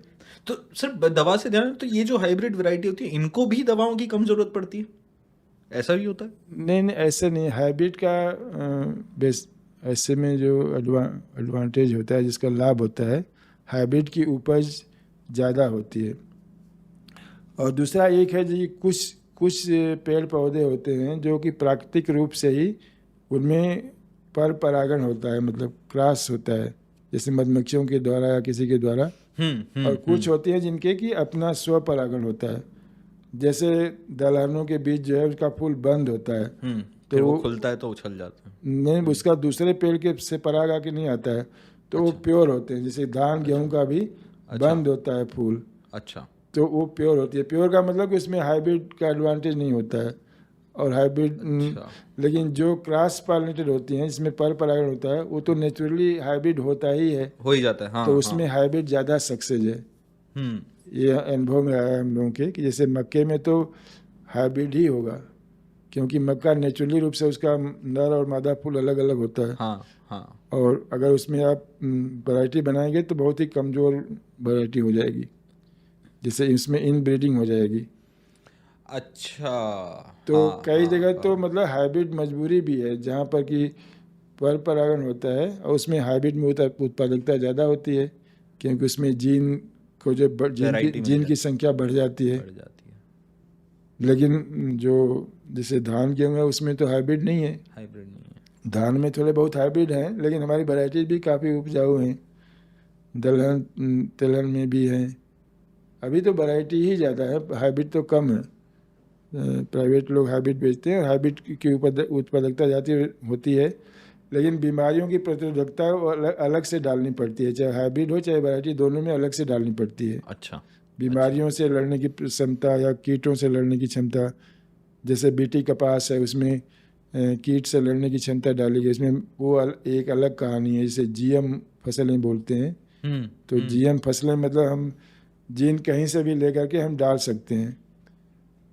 अब क्योंकि डीएनए सभी में होता है, तो एक बैक्टीरिया होता है जिसको हम बैक्टीरिया पहले बायोपेस्टिसाइड के रूप में उपयोग होता था। उसमें एक ऐसा प्रोटीन होता है जो कि कपास की सूंडी को मार देता था, तो वो बायोपेस्टिसाइड के रूप में उपयोग होता था। अच्छा, तो उस जीन की पहचान करके उस जीन को ही कपास में ही डाल दिया गया। तो अब वो कपास को जब वो कीड़ा खाता है तो कीड़ा मर जाता मर है। जाता है। हाँ। इसको जीएम फसल कहते हैं, कि आप जीन जो है ट्रांसफ़र कर सकते हैं स्पीसीज के बाहर से भी, जो कि प्राकृतिक रूप में नहीं होता है। तो उसका विरोध भी है काफ़ी, मतलब एक अलग विषय हो जाएगा। उस अभी तो हमारे पास केवल जीएम कपास ही है और कोई जीएम नहीं है। जो सारी वैरायटी निकाली गई हैं वो नॉन जीएम ही है। लेकिन जीएम मतलब इतना कोई बुरी चीज़ भी नहीं है। दुनिया में बहुत ज़्यादा जीएम 200 मिलियन हेक्टेयर से ज़्यादा में जीएम हो रहा है, जो हम आयात करके कनोला का सीड लेते हैं, सोयाबीन का तेल खाते हैं, वो सब ज़्यादातर जीएम ही है। मक्का भी जीएम है अमेरिका में, इंडिया में नहीं है। तो एक अलग कहानी है, इसमें एक नई टेक्निक है। अब उसकी और एडवांस टेक्निक आ गई है, जीनोम एडिटिंग जिसको कहते हैं। मतलब वो पौधे के अंदर ही हम किसी जीन को थोड़ा बहुत चेंज कर सकते हैं, बहुत ज़्यादा उसका इफेक्ट आ जाता है। तो वो जीएम भी नहीं होता, उसमें बाहर से जीन नहीं डालते हैं, अंदर के जीन को ही थोड़ा बहुत चेंज कर सकते हैं। उस तरह साइंस उस लेवल पे पहुंच गया है आजकल। तो मतलब असीमित अवसर हैं, अगर बहुत ही कोई असीमित अवसर है, क्योंकि सोच समझ जितना के। हमारा अवसर है ना, उतना हम उसका लाभ नहीं उठा रहे हैं, क्योंकि हमारी औसत उत्पादन हमारा कम है। कभी हर क्षेत्र में ही कम है। अगर विश्व में देखा जाए तो औसत मतलब कि प्रति एकड़ में उत्पादन हमारा कम है। हालांकि हम बहुत उत्पादन कर रहे हैं, हम एक्सपोर्ट भी कर रहे हैं। धान का तो सबसे ज़्यादा एक्सपोर्ट चावल का इंडिया कर रहा है पूरे विश्व में। पहले हम लोग मंगा के खाते थे, जहाज में लद के सामान आता था अनाज अमेरिका से कहाँ कहाँ से। अब तो वो लोग मुंह बाए खड़े हैं कि हमें कब चांस मिले एक्सपोर्ट करें भारत को, लेकिन भारत अब एक्सपोर्ट इंपोर्ट करने वाला है नहीं। हाँ केवल दलहन तेलहन छोड़ करके, दलहन में थोड़ा कम, तेलहन ज़्यादा अभी हम इंपोर्ट करते हैं। उस पर भी सरकार मिशन ध्यान दे रही है। तो खाद्यान्न में, सब में हम पूरी तरह से आत्मनिर्भर हो गए हैं, तेलहन मेरे छोड़कर। ख्याल से, हाँ मैं पढ़ भी रहा था, वो पाम ऑयल पे भी काफ़ी सारा ध्यान दिया पाम जा रहा ऑयल है। इंपोर्ट किया जा रहा है मलेशिया से। हाँ, और अब बहुत ध्यान दे रहे हैं कि आप जो पाम के, असल में पाम ऑयल की ज़रूरत भी नहीं है। हम पाम ऑयल की, हमारा जो नॉर्मल ऑयल है उसकी उत्पादकता हम बढ़ा दें। हाँ जैसे अपना सरसों है, तिल है, मूंगफली है, तरह तरह की ऑयल की फसलें हैं। पाम ऑयल को क्यों ला के लगाना? अपना केरला के जंगल नष्ट करेंगे, नॉर्थ ईस्ट के जंगल। केरला कोस्ट में और नॉर्थ ईस्ट में तो आप पाम ऑयल का प्लांटेशन करेंगे ना, जैसे हाँ हम मलेशिया वाले करते हैं। हाँ हाँ हाँ, तो वही पाम वो उसका वही वातावरण है। हाँ वो एक है, वो उस पर भी ध्यान देने की ज़रूरत है। कभी कभी जो है ना, जो पॉलिसी लेवल पर भी और लोग जो है दूरदर्शिता से काम नहीं लेते हैं। पूरा मलेशिया में सब जगह ऑयल पाम का प्लांटेशन कर दिए हैं, हम्म जबकि वो एक ट्रॉपिकल कंट्री है। सब जगह ऑयल पाम देखते हैं, उसको उसको हम इंपोर्ट करते हैं। हम्म तो हम लोग मलेशिया जैसा नहीं बनना चाहते हैं ना। हमारे पास ऑयल सीड की इतनी फसलें हैं, उसमें हम उत्पादकता बढ़ा सकते हैं। हम्म और जहाँ पर ये जो है उसी जगह पे ग्रो होगा जहाँ पर आपकी बायोडाइवर्सिटी ज़्यादा है। हम्म जैसे केरला कोस्ट और नॉर्थ ईस्ट में ये हमारे पास बहुत ज़्यादा बायोडाइवर्सिटी है। अगर वहाँ पर हम ऑयल पाम प्लांटेशन करना शुरू कर देंगे हम्म। तो उसके बारे में हमें सोच समझ के करना चाहिए। तो मतलब यहाँ पे भी हाँ। हमें ये ध्यान रखने की बहुत ज़रूरत है कि कोई चीज़ कहीं चलती है तो ज़रूरी नहीं है कृषि में वो चीज़ हमारे यहाँ भी चल जाए, क्योंकि नहीं, सब मान चीज़ों लीजिए से अगर फर्क पड़ चल रहा भी है। जाती है तो हमें पर्यावरण को भी अपने देखना है। देखना है। हाँ हम अपनी जैव विविधता को नष्ट नहीं करना है हाँ कि हम दूसरे तरीके से करें ना। जैसे बिजली कई तरीके से बनती है, हाँ सोलर से भी बन जाती है और यहाँ से फॉसिल फ्यूल से भी बनती है। लेकिन प्रिफरेबल क्या होगा? सोलर से बनाना प्रिफरेबल होगा ना, ताकि पर्यावरण पर प्रभाव न पड़े। हाँ तो लॉन्ग टर्म का सोचते हुए, वो किसान नहीं सोचेगा, उसको तो गवर्नमेंट को, पॉलिसी प्लानर को सोचना है। तो जिससे सोलर पे इतना ध्यान दिया गया है, जिससे कि काफ़ी मात्रा में अब सोलर से उत्पादन हो रहा है। तो हम ऐसे कोई भी काम ना करें पॉलिसी लेवल पे कि जिससे हमारा पर्यावरण प्रदूषित होगा या फिर हमारी बायोडाइवर्सिटी नष्ट होगी। हम दूसरे तरीके से करें इस चीज़ को। और किसान के तरह से हमें ये ध्यान रखना है कि हम पहले पूरी चीज शुरुआत से लेके अंत तक, कि मुझे कहाँ से क्या लाना है, कहाँ से जानकारी आनी है, कैसे करना है और कैसे बेचना है। आप 6 महीने तक का सोचो, केवल 15 दिन का मत सोचो। हाँ कि किसी ने बता दिया कि मशरूम उत्पादन में बहुत फायदा है, आपने बस जाके आगे मशरूम लगा दिया। हाँ आगे का नहीं सोचा कि आगे के नेक्स्ट स्टेप पे क्या करेंगे। बेचेंगे कैसे। तो मतलब कि हम 6 महीने का, कम से कम साल भर का प्लान बनाओ, तब उसमें हाथ डालो। नहीं तो जैसे कर रहे हो वैसे करते रहो। और अगर वो नहीं हो रहा है तो आप ऐसे लोगों को ढूंढने जो इस प्लानिंग हाँ में, हाँ बिल्कुल, वो तो करना ही पड़ेगा। क्योंकि जो चीज़ आप खुद नहीं अभी कर रहे हो, तो किसी से जो कोई कर रहा है समझदार आदमी से जुड़े। उससे आपको सीखना पड़ेगा। जैसे हम साइकिल चलाना ही सीखते हैं। हाँ हाँ। तो सर ये traditional knowledge, by the way, ये एक मेरे मन में विचार था हमेशा। हम खेत में जब भी देखता हूँ, मैं जब गांव में भी जाता हूँ, जब मैं मेरे काम से भी जाता हूँ, जब भी देखता हूँ, हम ट्रेडिशनल नॉलेज, ये जो पारंपरिक ज्ञान है, उसके ऊपर बहुत ज्यादा निर्भर करते हैं। खेती नहीं, पशुपालन में भी पारंपरिक ज्ञान जो है, पारंपरिक ज्ञान की अपनी एक महत्व है। क्योंकि जब ये टेक्नोलॉजी नहीं थी तो हम हजारों साल से तो पारंपरिक ज्ञान के बेसिस पर ही हम आ रहे हैं ना। तो पारंपरिक ज्ञान भी एक तरह से विज्ञान ही है। मतलब आदमी करके सीखता है ना, कई बार करता है, कई तरीकों से चीज़ें, जो फाइनली उसको जो चीज़ वर्क करती है उसको वो फॉलो अडॉप्ट कर लेता है। तो वही पारंपरिक ज्ञान है। विज्ञान में भी वही चीज़ है। विज्ञान में हम उसी को हम एक्सपेरिमेंट करके देखते हैं। तो हमें खुले मस्तिष्क से देखना है। ये नहीं कि बस 10 साल से चल रहा है तो वही करना है, पर ये क्यों करना है और इसमें क्या उसका अच्छा हो सकता है। पारंपरिक ज्ञान अगर कोई है तो उसका वैज्ञानिक आधार क्या है? वैज्ञानिक आधार क्या है? ऐसे हम नहीं कह सकते कि पारंपरिक ज्ञान है तो वो एक अच्छा ही होगा, या नया विज्ञान है तो खराब ही होगा। या पारंपरिक ज्ञान पहले अच्छा था तो आज भी वो लागू होता है। हाँ, ये हमें मतलब लकीर का फकीर नहीं बनना है। कि विज्ञान को भी हमें अपनाना है, लेकिन विज्ञान में भी हर तरह के पहलू हैं। हमें वो चीज़ें अपनाना करनी है जिससे हमारा लाभ होगा और पर्यावरण का भी लाभ होगा। क्योंकि विज्ञान के वो पहलू भी हैं जो कि पर्यावरण को नुकसान कर रहे हैं। पारंपरिक ज्ञान में अच्छी चीज़ है, लेकिन उसमें कहीं पर इनएफिशिएंसी भी है, कहीं पर अंधविश्वास भी है, हर तरह की चीज़ें हैं। सर कोई एक चीज जो आप चाहते हैं कि बस इसको तो भूल ही जाओ यार, ये हाँ। आप कब से इसका आपने नहीं नहीं, कैसेट चल रही है? पारंपरिक ज्ञान तो सराहना करनी चाहिए, क्योंकि खास करके हमारे भारत में ऋषियों मुनियों का जो ज्ञान है, किसानों का ज्ञान है, वो एक तरह से वो अनुभव है, हमारा सैकड़ों हाँ। साल का अनुभव है। उस अनुभव से जो डिस्टिल होकर जो जानकारी आई है कि ऐसा करने से ऐसा होता है, जैसे घाघ की कहावतें हैं कि इस महीने में हवा पूर्वा चलेगी तो फिर बरसात ज़्यादा होगी, वो अनुभव के आधार पे आजकल मीटियोलॉजी से फोरकास्टिंग होती है। तो बात वही है, यहाँ पर भी डेटा बेस के आधार पे आप फोरकास्टिंग कर रहे हो, वो वहाँ पे भी किसान का data अपना अनुभव है, उसका डेटा बेस वो है कि कौन सी दवा लगाया, कौन सी जड़ी बूटी लगाया तो ये बीमारी ठीक हो गई। पूरा आयुर्वेद इसी के बेसिस पे है ना। तो हमारे ऋषि मुनि जो प्रकृति में ऑब्जर्वेशन करते थे, एक्सपेरिमेंटल नहीं करते थे, लेकिन वो ऑब्जर्व करके देखते थे कि क्या करने से क्या हो रहा है। तो उसके आधार पर उनका ज्ञान धीरे धीरे बढ़ा, वो हमारा संचित ज्ञान है। और वैज्ञानिक लोग उसको एक्सपेरिमेंट करते हैं कि एक चीज़ को 10 तरीके से करो, फिर देखो कौन सी बेस्ट है। तो जो एक्सपेरिमेंटल नॉलेज है, एक जगह एक्सपेरिमेंट है, एक जगह एक्सपीरियंस है। जो पारंपरिक ज्ञान है वो अनुभव पर आधारित है, और जो वैज्ञानिक का ज्ञान है वो प्रयोग पर आधारित है। प्रयोग पे आधारित, दोनों ही वैलिड हैं। दोनों ही एक में टाइम ज़्यादा लगता है, सैकड़ों साल का अनुभव है, लेकिन एंड रिजल्ट सेम है।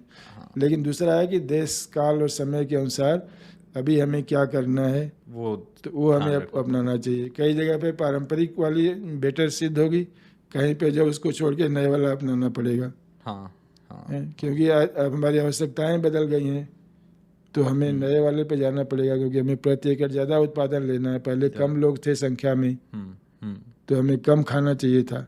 अगर हम पहले की तकनीक से खाना उगाना लगेंगे तो हमें जो भारत का क्षेत्रफल छोटा पड़ जाएगा। छोटा पड़ जाए। तो इस तरह से हम जैसे जैसे हो रहे हैं ना, तो हमें चेंज करना पड़ेगा। ज़्यादा बड़ी जनसंख्या को सस्टेन करने के लिए हमें कम क्षेत्रफल में ज़्यादा उत्पादन करना पड़ेगा, ताकि हमारे जो वन है, बाकी संपदा है, बचे रहें। वो सब बचे रहें। तो उसके लिए हमें नई टेक्नोलॉजी को अपनाना पड़ेगा, ताकि हमें 1 एकड़ में 10 टन 100 कुंटल उत्पादन हो सके। नहीं तो परंपरागत में तो कभी ये संभव ही नहीं है कि इतना ज़्यादा उत्पादन हो पाएगा बिना नई टेक्नोलॉजी के। तो मतलब समझदारी सबसे बड़ी चीज़ है, समझदारी। हाँ। कहाँ पे मुझे समझदारी सुनना है किसी की, कहाँ पे मुझे नहीं सुनना है, और कहाँ पे मुझे जैसे मैंने अपने आपको अनुभव बताया से ना काम। कि जैसे अगर आप नहीं कर पाते हो, नहीं मैं कह इंडस्ट्रियलाइजेशन की वजह से हमारी जो ट्रेडिशनल स्किल्स बहुत सारी चली लुप्त हो गई। गई है, हाँ। बहुत सारी चीज़ों का तो हमें नाम भी नहीं याद होता कि क्या क्या चीज़ें गांव में पहले होती थी। तो सारे इंडस्ट्रियल प्रोडक्ट जो गांव वाला बाहर से खरीद रहा है, दवा भी नहीं खरीदता था, नीम की खली से मार देता था, इंसेक्टिसाइड भी नहीं खरीदता था। वो those things are traditional wisdom जिसको कहते हैं ना। तो traditional wisdom was good for traditional way of living. लेकिन अब आपने अपने मॉडर्न वे ऑफ लिविंग अपना लिया है, तो विजडम भी थोड़ा मॉडर्न भी अपना लीजिए, सही बात है, तब बैलेंस रहेगा हिसाब किताब। ठीक है, सही बात है सर। तो that is necessary to adjust with the time. Sir हमने धान के बारे में भी बात कर ली हमने, पर जब मैं आपके सारे अचीवमेंट्स की लिस्ट देख रहा तो आपने अरहर की दाल पे, टमाटर पे और आम पे, कई चीज़ों पे बहुत सारा काम किया है। तो सर एक बार थोड़ा उसके बारे में बताएं। देखिए, मैं आपको अरहर का उदाहरण देता हूँ। हाँ। अरहर जो फसल है वो 85% से 90% तक भारत में ही उगाई जाती है, पूरे विश्व की? और भारत में ही खाई जाती है। पूरे विश्व की? हाँ, पूरे विश्व की मैं बात कर रहा हूँ। हम थोड़ा बहुत म्यांमार से इंपोर्ट करते हैं, क्योंकि हमारा उत्पादन कम था, तो और कुछ पार्ट ऑफ अफ्रीका में बहुत कम होता है, और विश्व में कहीं अरहर का नहीं होता। लेकिन हमारे यहाँ एक नित्य अरहर का उपयोग होता है। जैसे साउथ में सांभर में यूज होता है, और नॉर्थ में दाल में, हाँ। खाई जाती है। तो हम रोज़ अरहर की दाल खाते हैं। ये हमारे लिए बहुत महत्वपूर्ण भोजन है। लेकिन इस पर कोई वैज्ञानिक शोध नहीं हुआ था जेनेटिक्स या जीनोम के बारे में। तो हम लोगों ने 2012 में विश्व में पहली बार किसी भी दाल के ऊपर उसका जीनोम पूरा हमने सीक्वेंस करके उसका पब्लिश किया था। उसके जीन 50,000 से ज़्यादा उसमें जीन है। तो इसमें जैसे बाकी फसलों में जिस पे पूरा विश्व काम कर रहा है, जैसे धान है, टमाटर है, तो जो हमारी फसलें हैं जिस पे विश्व में कोई काम नहीं करेगा, क्योंकि उनके काम की चीज़ ही नहीं है। वो आम पे, धान पे, आम पे, अरहर पे वो लोग क्यों काम करेंगे, जूट पे क्यों काम करेंगे। इस तरह से बहुत सारी फसलें हैं। तो इसमें हम लोगों ने अध्ययन करने के बाद अब अरहर की नई प्रजातियां विकसित कर रहे हैं। 3-4 प्रजातियां, जैसे पूसा अरहर 16 एक करके है, वो बौनी प्रजाति है, 1 मीटर ऊंचाई होगी और उसकी उपज करीब 2 टन है प्रत्येक टन में। उसमें मशीन से हार्वेस्टिंग की जा सकती है। अच्छा। तो जैसे धान गेहूँ में ग्रीन रेवोल्यूशन हुआ, तो अरहर में भी जो पुरानी प्रजातियां वो करीब 2-3 मीटर ऊंचाई होती है। तो बड़े होते उस होते गिर पर जाएगा स्प्रेइंग भी नहीं कर सकते हैं, उसमें लकड़ी ज़्यादा होती है, दाना कम होता है। तो ये नई प्रजातियां विकसित हो रही हैं अरहर की, जिसमें कि उनकी हाइट कम होगी, 1 मीटर के करीब होगी, क्योंकि अब हमें लकड़ी खाना बनाने के लिए नहीं चाहिए, अब तो गैस पे बन रहा है। और तो ये वैरायटी 3-4 वैरायटी ऑलरेडी रिलीज हो चुकी है। अब इस दिशा में हम आगे बढ़ रहे हैं कि हम अरहर में उपज ज़्यादा बढ़ा दें प्रत्येक टेयर, और उसकी गुणवत्ता को हम बरकरार जैसे थे वैसे रखेंगे। तो ये पूरा जीनोम के नॉलेज के आधार पर अब उसमें दलहन में एक क्रांति हो रही है। इस तरह से चने में भी हुआ है। चने में उसमें हाइट बढ़ाने की ज़रूरत है। चना बहुत छोटा साइज़ का है, उसको करीब और थोड़ा बढ़ा दिया जाए ताकि उसमें ज़्यादा उत्पादन हो और मशीन से फिर हार्वेस्टिंग उसकी होगी।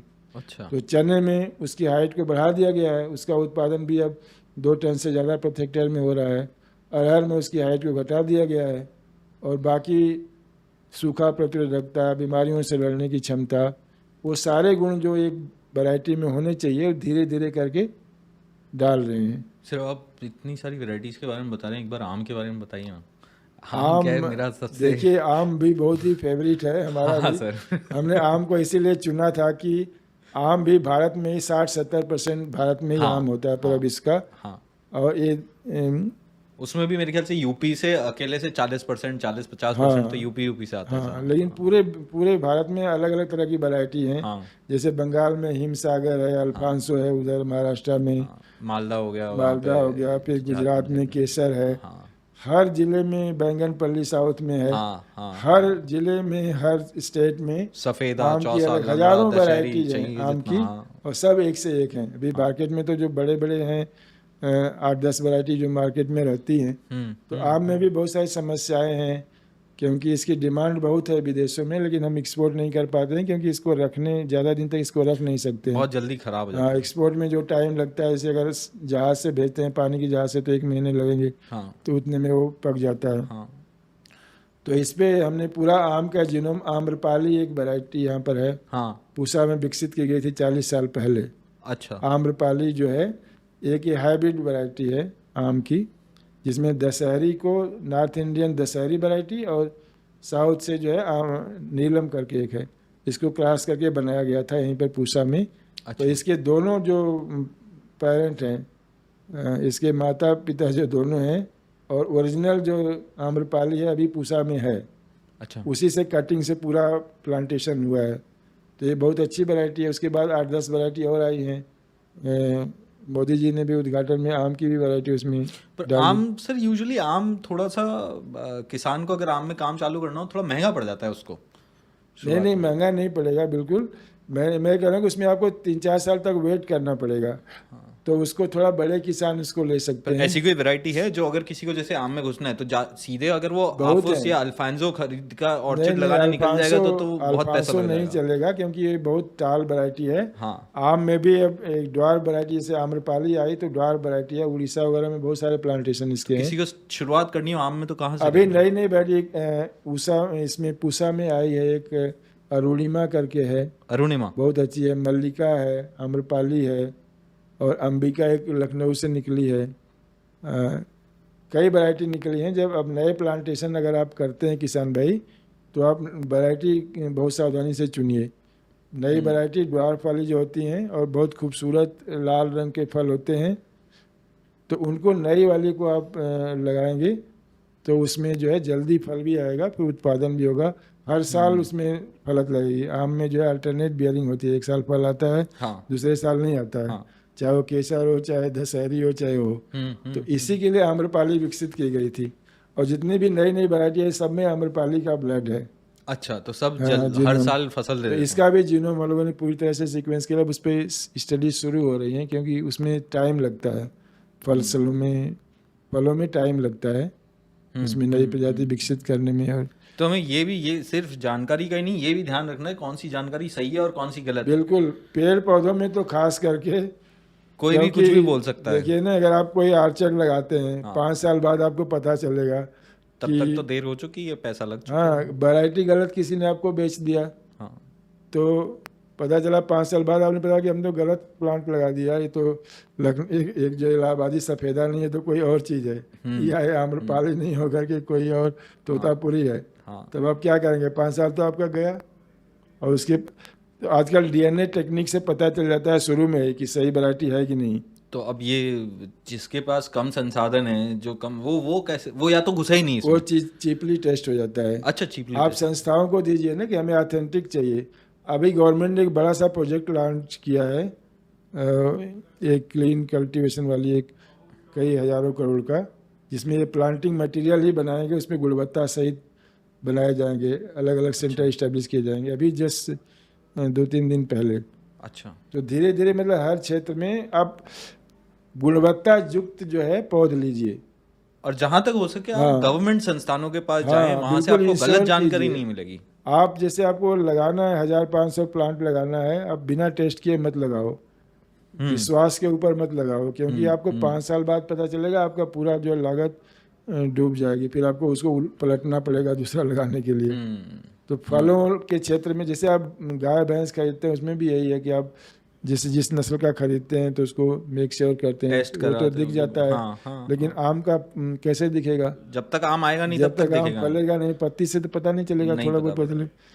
तो आप वैज्ञानिक खेती कीजिए, मतलब सीधा है कि आप उसको वैज्ञानिक तरीके से कीजिए, संस्थाओं से जुड़ के कीजिए। जहाँ पर लागत ज़्यादा है वहाँ पर आप इंश्योर कीजिए कि आप सही मटेरियल, सही वैरायटी लगा रहे हैं, सही तरीके से कर रहे हैं। जहाँ पे आपको लोन वगैरह ज़्यादा लेना है, पूरे प्लानिंग के साथ, सही मटेरियल के साथ कीजिए। सर एक और बड़ा रोचक प्रश्न, एक बात बताएं सर, ये ऐसा क्यों है आम की जो पुरानी वाली वैरायटी है उनके तो सारे नाम मेल हैं, हाँ, और जो नई वाली वैरायटी है उनके सारे नाम फीमेल हैं? अब देखिए ऐसा है ना कि जैसे समाज में परिवर्तन होता है ना धीरे धीरे। पहले जो एक क्लास में एक ही लड़की रहती थी, हाँ। अब हर क्लास में 50% बॉयज, 50% हम वो गर्ल। कर ऐसे ही आपने ये नाम लिया तो मेरे दिमाग में आया कि हाँ, आजकल लोग नाम रख रहे हैं, अच्छे अच्छे नाम रख रहे हैं, मेल फीमेल दोनों रख रहे हैं। पहले तो फलों का राजा इसको बोलते थे, हाँ, इसलिए मेल नाम शायद ज़्यादा रखते थे। हाँ, और आजकल उसमें ज़्यादातर खुशबू वाले आम हैं, रंग वाले हैं, हाँ, हाँ, तो इसलिए मतलब फेमिनिन नेम भी रखे जा रहे हैं। तो ये तो मतलब नामकरण करने में तो लोग मतलब अपनी अपनी पसंद से, लेकिन एक माइंड सेट होता है ना, तो हमारे माइंड सेट बहुत ही परिवर्तित हुए हैं पहले की तुलना में। जैसे ना पहले बच्चियों को लोग पढ़ाते भी नहीं थे, कम पढ़ाते थे। आजकल मतलब सब जगह लेडीज हैं, औरतें हैं भागीदारी में। तो एक नई कल्चर भी हमारी डेवलप हो रही है इस तरह से ना, तो अच्छी चीज़ है, खूबसूरत है। सर ये तो कोई तरीका है ही नहीं मेरे पास कि मैं आपके 70-80 साल का सारा ज्ञान एक 2 घंटे के सेशन में कंपैक्ट कर पाऊँ, लेकिन फिर भी आपने जिस तरीके से उसमें चुन के हमें जो कुछ ऐसी चीज़ें बताई है जो खासकर हमारे श्रोताओं के लिए बहुत उपयोगी है, उसके लिए सर आपका बहुत बहुत धन्यवाद। हमें कई सारी चीज़ें नई सीखने को मिली, कई सारी नई चीज़ें पता भी पड़ी, कई नई तरीके भी पता पड़े। आई एम श्योर हमारे श्रोताओं को भी इससे बहुत फ़ायदा होगा। आपके समय के लिए सर बहुत बहुत धन्यवाद। आपको भी बहुत बहुत धन्यवाद, और सभी श्रोताओं को मेरा प्रणाम, नमस्कार। मुझे उम्मीद है कि इससे आपका लाभान्वित होंगे और जो भी जानकारी दी गई है उसका पूरा फायदा उठाएंगे। नमस्कार। सर के बारे में आप विकिपीडिया पे भी देख सकते हैं। सर का लिंक्डइन चैनल भी है जो हम आपको डिस्क्रिप्शन में, लिंक्डइन प्रोफाइल भी है जो हम आपको डिस्क्रिप्शन में डाल देंगे। उसके अलावा हमारा चैनल आप जानते ही हैं, अगर नहीं जानते हैं तो उसको भी आप सब्सक्राइब करिए, इस वीडियो को लाइक कीजिए, शेयर कीजिए। आपकी तरह और भी लोग हैं जो इस जानकारी से काफ़ी फ़ायदा उठा सकते हैं। धन्यवाद।